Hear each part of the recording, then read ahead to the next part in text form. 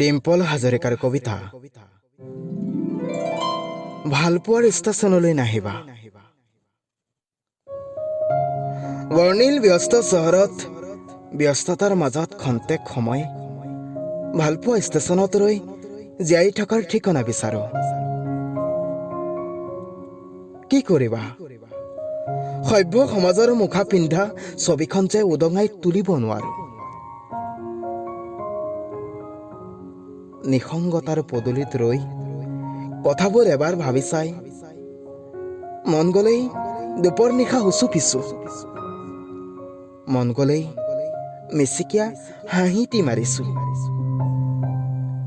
আৰু মন গলেই লুটিয়াইছো সোঁৱৰণিৰ এটি এটি অনাক্ষৰী পৃষ্ঠা।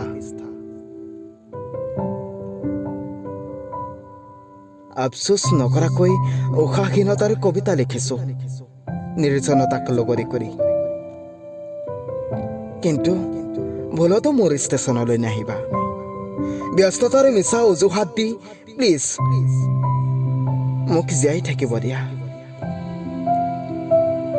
দেহটোৰ সৈতে আজি মই যুঁজো, দুৰ্য নিশা অন্তৰতেই চিঞৰি উঠো।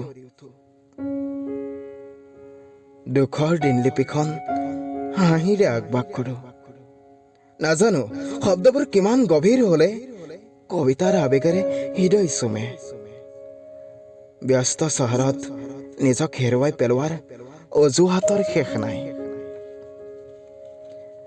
গণতন্ত্ৰৰ উন্মুক্ত আকাশৰ তলত আৰ্তজনৰ হিয়া ভৰা কান্দোনৰো শেষ নাই। শেষ নাই বৃদ্ধাশ্ৰমত মোৰ দৰে বৃদ্ধাজনৰ চিঞৰৰ। কেতিয়াবা অস্থিৰ হৈ পৰো ভালপোৱাৰ ষ্টেচনত ৰৈ অতীতক সোঁৱৰো। কিন্তু অনুগ্ৰহ কৰি মোৰ ঠিকনা নুসুধিবা। মই ব্যস্ততাৰ বৰ্ণিল চহৰত পথভ্ৰষ্ট বাটৰুৱা। এতিয়া মোৰ এটাই পৰিচয়, হয়তো কোনোবা বৃদ্ধাশ্ৰমৰ বাসিন্দা, হয়তো কোনোবা ফুটপাথৰ আলহী। কিয়নো সন্তানৰ হৃদয়ত স্থান যে নাই। আবেলিৰ হেঙুলীয়া কিৰণজাক, সন্ধ্যাৰ চেঁচা বতাহজাক, অথবা নিশাৰ আকাশখন মোৰ সাক্ষী। অনুগ্ৰহ কৰি মোৰ ভালপোৱাৰ ষ্টেচনলৈ নাহিবা। যিদিনা শুনিবা মোৰ হৃদয় জোৰোৱা বিননি, যিদিনা অনুভৱ কৰিবা মোৰ ভালপোৱাৰ পৰিসৰ, আহিবা সেইদিনা দুবাহু মেলি তোমাক আদৰিম। মোক বিচাৰি হাবাথুৰি খাবও নালাগে। মোক ফুটপাথ অথবা বৃদ্ধাশ্ৰমতেই পাবা।